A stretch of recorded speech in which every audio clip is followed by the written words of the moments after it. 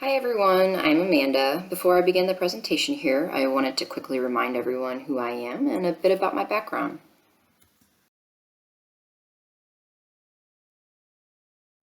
That's me. I also included a picture of the Garden of the Gods in Colorado Springs, which is my happy place.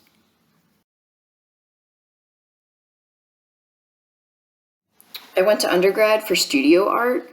Here's an example of some of my artwork, the tame stuff.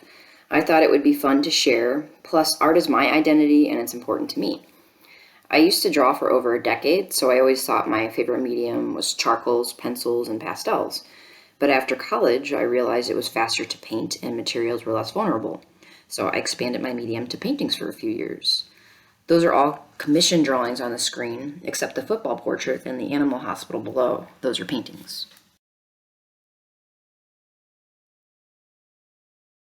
Over the past 2 years, I've gotten into photography. We live in a world of instant gratification now, and people don't want to wait 2 months or pay hundreds of dollars for one drawing or painting anymore. However, no matter what we do, many of these concepts and principles we are learning about in class are already living examples. As I just explained, my adaptation with the mediums and with the times.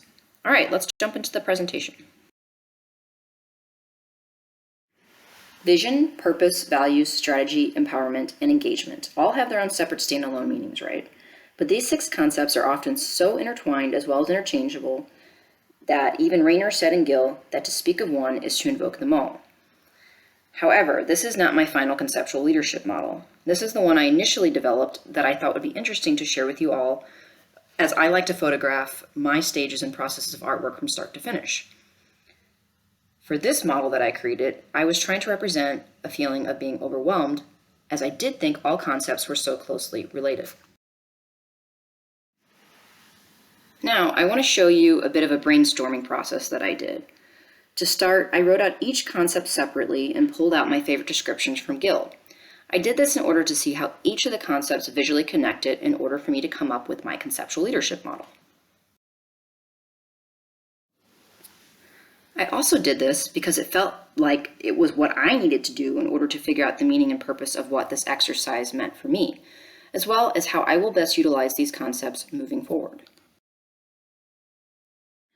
By focusing on each of the concepts separately, I was then able to see how they all connected. Take a look at the first bullet point on this slide, for example. Gill intertwines all 6 concepts in one sentence, by name or by context.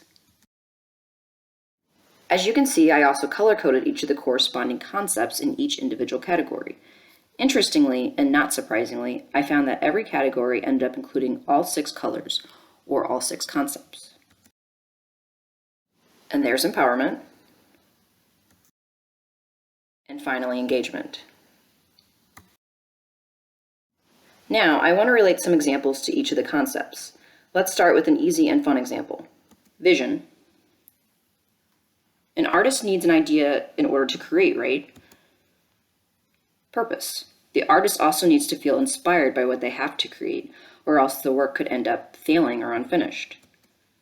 Values. The artist not only needs to represent themselves through their artwork, but most of the time, artists are also cognizant that their painting needs to invoke meaning for others as well. Strategy.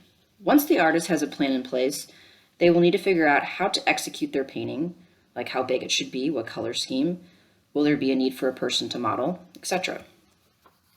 Empowerment. Once all of the above concepts are in place, the artist is now motivated and ready to start their painting. Engagement. Engagement happens while an artist is still working on their painting, as they may ask others for feedback.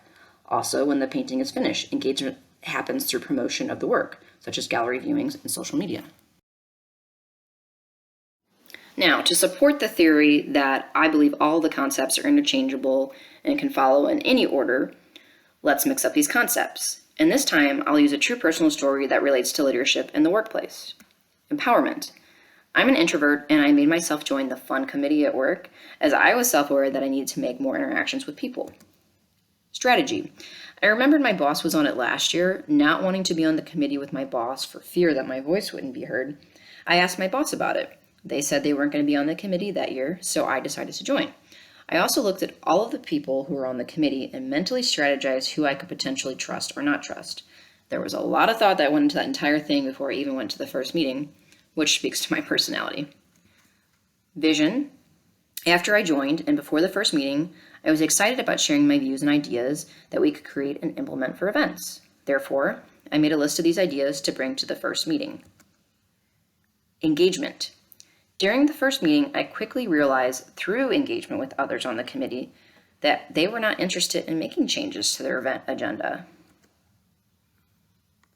Values. I stayed on the committee that year anyway, but it was disheartening that a team that was supposed to represent the fun committee was not interested in forming shared values.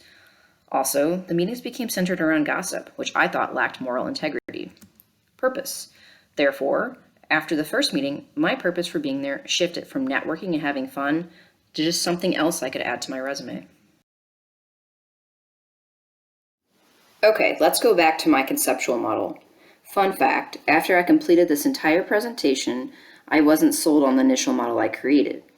I thought the model served its purpose to showcase what I was explaining in my mind, but I didn't feel the model tangibly represented me. Here is the final conceptual model I created.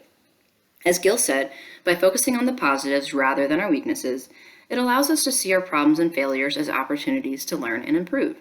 I modeled my concept after a traditional color wheel. To clarify, I did not find this online and copy and paste it into PowerPoint. I created this on my own. Color wheels, similar to conceptual leadership models, there's many of them out there, and they all serve a similar purpose, but each are unique. Now let me explain the technical differences in this model compared to the other one. For one, the color representations changed. The color coding in my initial model was only there to help me with my brainstorming process that I showed you all. But I also didn't like the fact that the colors didn't have any real meaning in their initial model. I feel like if you're going to add color to a project, even colors need a purpose, so I made sure to hold myself to that standard. Now, we are all familiar with the three primary colors, right? I hope so. If not, they are red, yellow, and blue. I chose purpose to represent red, engagement for yellow, and strategy for blue. I chose to put values, empowerment, and vision under the secondary colors. Also, I'm sure you've noticed by now that I expanded the model to include a greater representation of a lot of the other important concepts too.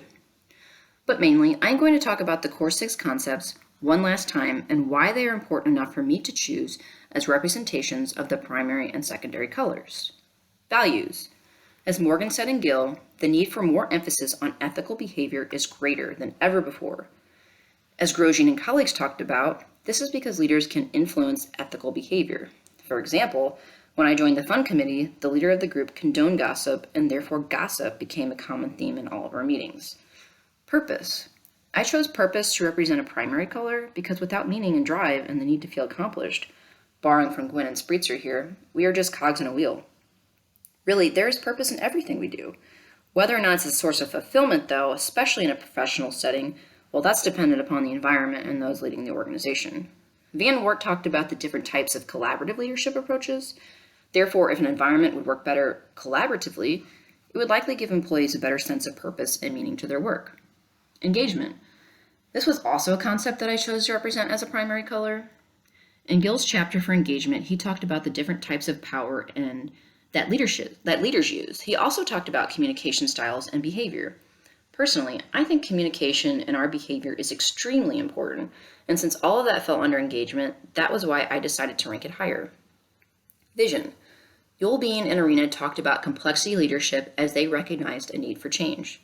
Sometimes a vision is just that, a vision that requires change, which also requires adaptability. But a vision is also a need to inspire emotion and to get ideas up and running. As Dietz said in Gill, vision is one of the key differences between a manager and a leader. Empowerment. Gill talked about empowerment as more to do with autonomy and the underlying self-awareness as a follower, rather than delegation by a supervisor. Quinn and Spreetzer said the same thing. They also pointed out the need for both types of empowerment for balance. In a discussion this week, I mentioned that I thought the way Quinn and Spreetzer talked about empowerment married nicely with Hershey and Blanchard's situational leadership model, the directive and delegating stages as the mechanistic approach to empowerment, and then coaching and supporting stages as the organic approaches to empowerment. One more thing about empowerment. I really like the quote by Yamarino that was cited in Gill. It is immoral not to develop others or not allow them to develop to their fullest potential because of the resulting tremendous waste of human talent. Strategy. Gill especially supported strategy as a core value, as he connected it to the other concepts very well because, in fact, he was trying to argue that strategy was the most important concept in his holistic model. Even Abel said the leadership and strategy are increasingly intertwined. Obviously, I too thought that strategy was a primary focus, as that was the third concept I chose to represent as a primary color. While it's more traditional to watch a set of dominoes fall in line from the top down, really the chips can fall at any place in line, and that's all 6 concepts. Depending upon the situation, greater importance of certain concepts might be the primary focus over what I mapped out here, which is fine. The concepts can always be moved around, but there should always be a primary focus and then a secondary and so on. Other than the primary colors, everything else can be created by blending together colors or concepts to finding that right balance. This is also why you see in the inner circle, which represents what happens when you blend, say, yellow, which is engagement, with blue, strategy. It creates a secondary color, green, empowerment, adding with it trust. One last art lesson. Black and white are not colors. Black is the absence of color, while white represents reflected wavelengths of light. So if that makes any sense, when you blend red-violet or environment with black representing risk, you see in the middle it creates a more enriched color or environment. When you blend white or transparency with blue-violet, you get a clearer vision and mission. And this concludes the explanation of my conceptual leadership model. I hope you enjoyed the artistic comparison to leadership. Thanks for listening.